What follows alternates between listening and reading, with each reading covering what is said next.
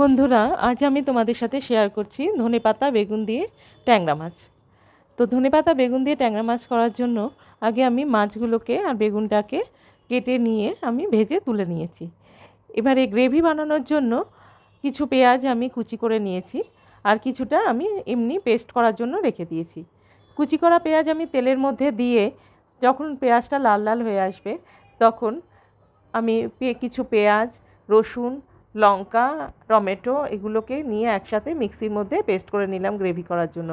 গ্রেভিটা যখন হয়ে আসবে তখন আস্তে আস্তে একে একে আমি ভেজে রাখা মাছগুলোকে গ্রেভির মধ্যে দিয়ে দিলাম। তারপর গ্রেভিটা যখন মাখো মাখো হয়ে আসবে তখন ভেজে রাখা বেগুনগুলোকে একে একে দিয়ে দিলাম। দিয়ে তারপর যখন লাস্টে নামাবার আগে আমি ধনেপাতা কুচি কুচি করে কেটে আমি দিয়ে দিলাম। ব্যাস হয়ে গেল আমার বেগুন ধনেপাতা দিয়ে ট্যাংরা মাছের ঝাল।